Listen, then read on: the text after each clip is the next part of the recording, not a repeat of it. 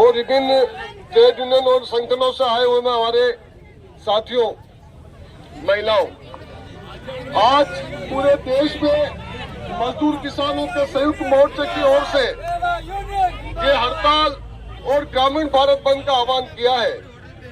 आप पिछले 5 दिन से अखबारों में न्यूज पढ़ रहे हैं तो पंजाब और हरियाणा के किसान दिल्ली की ओर कूच कर रहे हैं और हमारी मोदी सरकार उन किसानों के रास्ते में जो किसान फसल बो के पूरे देश की जनता का पेट भरता है, उनके रास्ते में कीले ठोके जा रहे हैं, सीमेंट के बैरिकेड बनाए जा रहे हैं। ये जो बैरिकेड है वो काम नहीं करते तो बड़े बड़े सीमेंट के बैरिकेड बनाए जा रहे हैं, उनके रास्ते में खाइयां खोदी जा रही है और तो और ड्रोन जो होता है उससे ऐसी गैस छोड़ी जा रही है जिससे उनका जीव घबराए, उन पर हमले हो।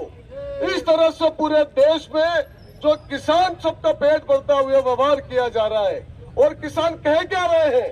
किसान सिर्फ यही कह रहे हैं कि मोदी जी आपने जो वादा किया था सत्ता में आने के समय वो वादे पूरे कर दो, लेकिन मोदी जी हमारी उनकी नहीं सुनते हैं।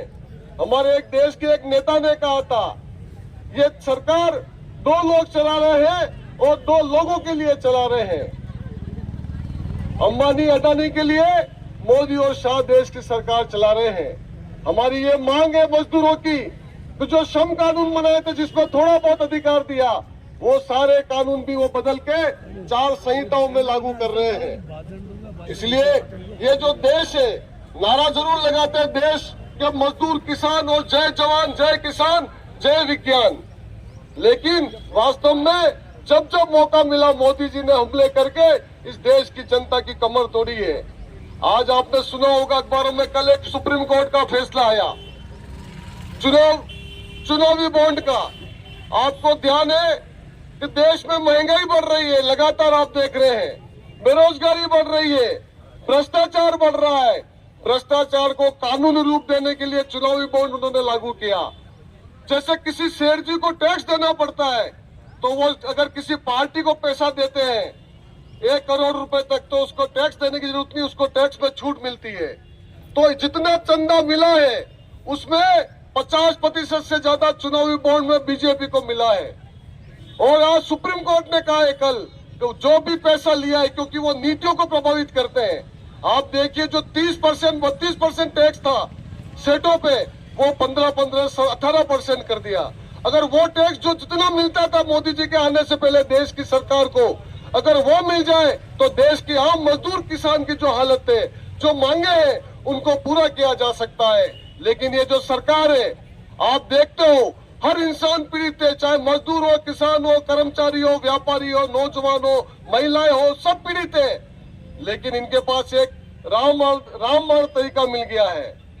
मेरा बीजेपी से लड़ना आसान है, मेरा मोदी से लड़ना आसान है, लेकिन मैं जब कहता हूँ मोदी जी महंगाई बढ़ाइए, बेरोजगार बढ़ाइए, भ्रष्टाचार बढ़ा है, तो वो सामने राम को ले आते हैं, सामने धर्म को ले आते हैं।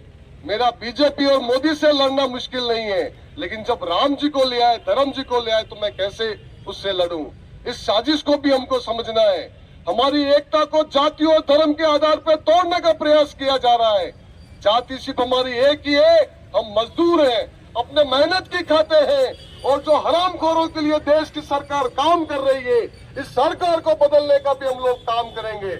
हमारे बीच में ये महिलाएं बैठी, मैं 2 मिनट और लूंगा। मैं समझता हूँ समय की जो स्थिति है, हमारे बीच में ये दिल्ली गेट की महिलाएं बैठी है। स्ट्रीट वेंडर का कानून है कि किसी भी ठेला फुटपाथ वैसे को आप हटा नहीं सकते, जो जहां पर बैठा वो वैसा करेगा।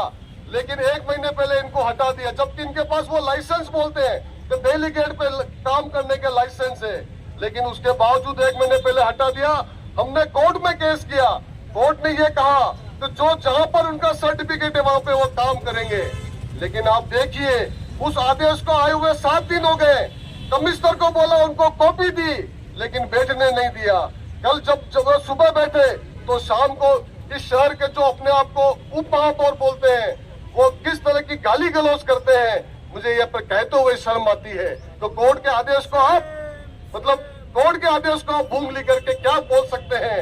इस तरह के जनप्रतिनिधि हमारे देश में राज कर रहे हैं, और ऐसे कैसे पूरे देश में इस तरह के भाजपा के जो नेता हैं जिनको हमने सर पर बिठाया है, आज जरूरत है उनके नशे को तोड़ने की। और सबसे बड़ा आवाज पेट का सवाल है, इस पेट के सवाल को सबसे ऊपर रखना है। और आने वाले चुनाव में भी हम लोग कहेंगे कि आने वाले चुनाव में जिस तरह से देश की जनता को बर्बाद किया, मजदूर किसान को बर्बाद किया है, हमको एकजुट होकर इनको सबक सिखाने की जरूरत है। बहुत बहुत धन्यवाद। इंकलाब जिंदाबाद।